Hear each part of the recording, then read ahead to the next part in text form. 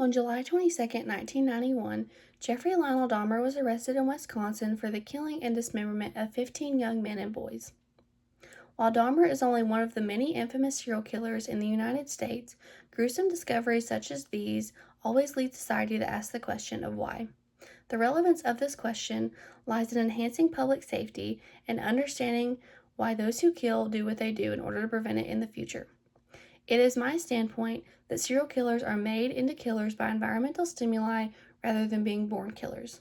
First, I will lay out key terms in my definition, followed by setting limitations and narrowing my scope and my threshold. Finally, I will prove that serial killers are made into killers by environmental stimuli in my application. I also want to establish my credibility as I am a criminal justice student and psychology student at ETSU, and I have conducted extensive research into serial killers. Now that you've been made aware of the topic that I will be discussing today, I will go forward and provide key terms that will be used frequently in this presentation. These terms are serial killer, environmental stimuli, psychological disorder, and child abuse or neglect.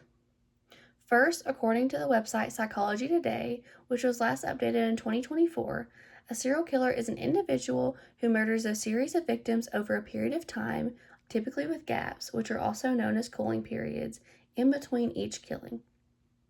Next, while environmental stimuli can be a variety of things, my personal definition in relation to this topic is any impactful event, individual, or trauma that alters a person's lifestyle, desires, or actions. Third, according to the Child Welfare Information Gateway in 2024, child abuse is an act by a parent or caregiver that results in or risks serious harm to a child.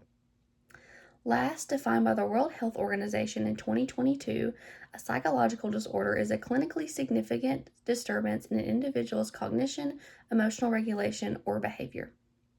Now that you understand the key terms that I will be using throughout this presentation, I will move along to my stock issue, which is the limitations and scope of this topic. My limitations include location, serial killer type, and time period. First, with location, I will only be looking at serial killers active in the United States and convicted under federal law. As far as serial killer type, I will only be looking at serial killers that have taken gaps in between their killings.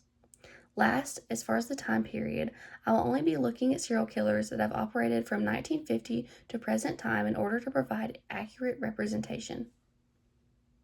During my application, I will be proving that serial killers are made into killers by the following environmental stimuli: psychological disorders and child abuse/neglect. Now that I have set the boundaries of my argument, I will now discuss the aforementioned environmental stimuli that will mold individuals into serial killers with my final stock of application. Oftentimes, individuals who become serial killers are victims of childhood abuse and/or neglect. Because humans are especially vulnerable during early developmental stages, abuse during childhood can often alter desires, lifestyles, and actions of adults later in life. I will elaborate with an example. As introduced before, Jeffrey Dahmer was a serial killer that took the lives of 15 total young men and boys between the years of 1978 and 1991. According to Tamara Higgs in 2012, in Jeffrey Dahmer, Psychopathy and Neglect, he frequently witnessed his mother under the effects of her anti-anxiety drug. His parents were more involved in their own lives and generally left him to fend for himself, and he witnessed countless verbal altercations between his parents, which would eventually lead to his parents' divorce.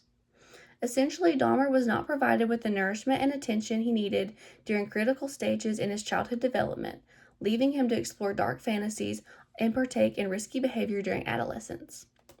Another impactful environmental stimulus that can shape a person into a serial killer is a psychological disorder. Typically, psychological disorders limit cognitive thinking abilities, emotional regulations, and self-control, which in turn make an individual more susceptible to commit a crime, especially murder. Again, I will provide an example.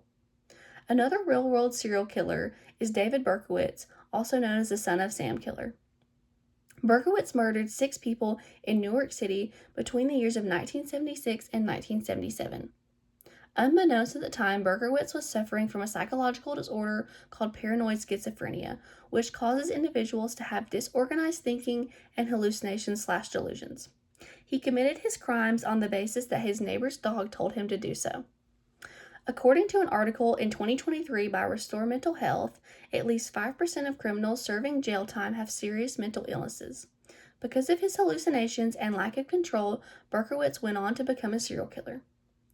Others see that serial killers are born to kill rather than molded by environmental stimuli.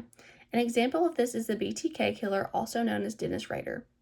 Rader had a seemingly perfect life with an average childhood, no diagnosed psychological disorders, and yet he murdered 10 people from 1974 to 1991. It seems the man was born a killer.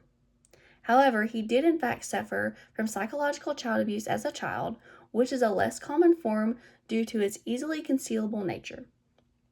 Oftentimes, when it seems that one is born a killer, there are hidden components in the individual's life that serve as environmental stimuli in which most do not see. In conclusion, while it continues to be an argued topic in criminal justice and psychology, it is my standpoint that serial killers are made into killers by environmental stimuli rather than being born one. As stated before, environmental stimuli such as childhood abuse or neglect and/or psychological disorders alter an individual, ultimately leading some to become a serial killer. While I have narrowed the scope of my argument to only United States true serial killers operating after the 1950s, the fact that serial killers are environmentally made applies to international killings and individuals as well. Proof of serial killers being made into killers by environmental stimuli lie in real-world examples such as Jeffrey Dahmer and David Berkowitz, as they have suffered life-altering environmental stimuli. Studying the human race in and of itself is challenging. However, when focusing on the most dangerous predatory group of said race, it is crucial that it be known why this specific group preys on others. While each killer has his or her own story, just as you or I, knowing and understanding their story could very well mean the life or death of an innocent human being.